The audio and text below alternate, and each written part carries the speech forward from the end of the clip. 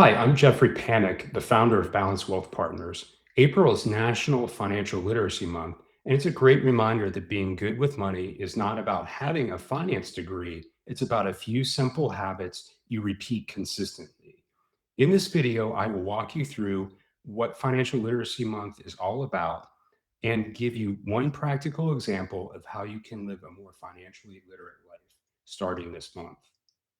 Back in 2004, Congress formally recognized April as Financial Literacy Month to raise awareness about financial education and smart money habits. Today, organizations like the Office of the Comptroller of Currency use this month to encourage banks, communities, and families to help people build knowledge, make sound decisions, and avoid increasingly sophisticated frauds and scams.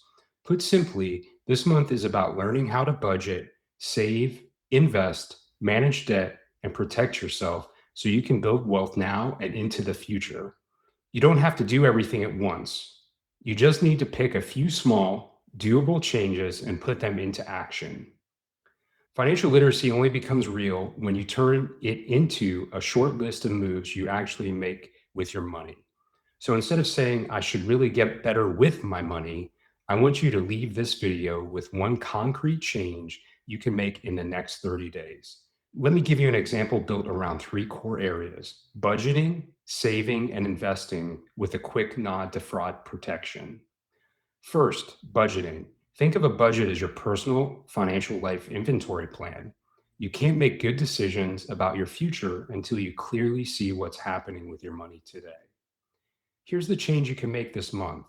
For the next 30 days, track where every dollar goes. You can use a notebook, a spreadsheet, or a simple app, whatever you'll actually use. Write down every expense, then group them into categories like housing, food, transportation, debt, and lifestyle.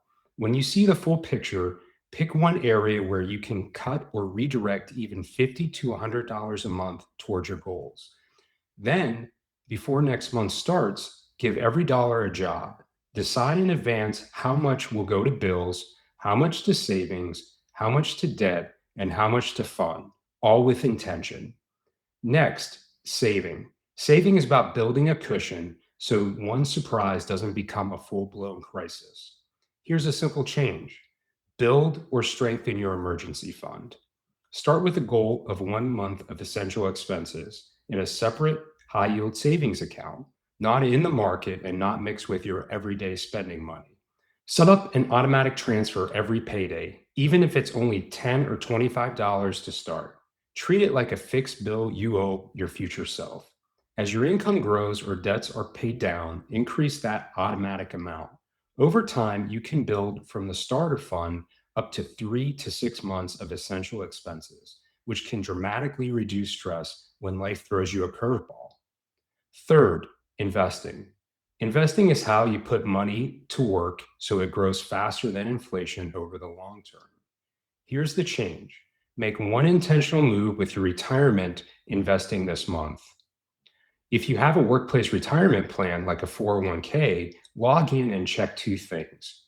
Number one, are you at least contributing enough to capture the full employer match? That match is essentially a guaranteed return on your contribution. Number two, are you invested in a diversified, low cost options such as a broad index fund or target date fund instead of trying to pick individual stocks? If you're over 50, ask whether you're taking advantage of catch up contributions, which allow you to put extra money into retirement accounts each year. Your investments should support your broader life plan, not the other way around. Quick note: fraud protection. The last piece of financial literacy that often gets overlooked is protection, specifically fraud and scams.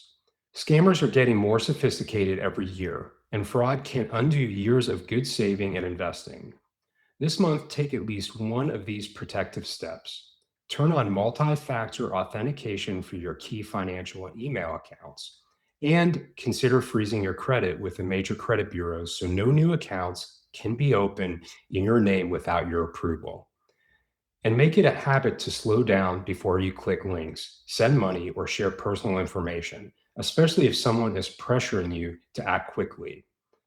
Putting it all together, let me give you a quick example of what living a more financially literate life might look like over the next 90 days. Month one, you track every expense and build a simple budget where every dollar has a job. If you find $75 a month, you can redirect it. Month two, you set up an automatic transfer for that $75 into a separate emergency fund and commit to letting it grow. Month three, you log into your 401k, raise your contribution enough to capture the full employer match, and make sure you're in a diversified low cost fund. Along the way, you turn on multi factor authentication and start talking with your family about common scam red flags.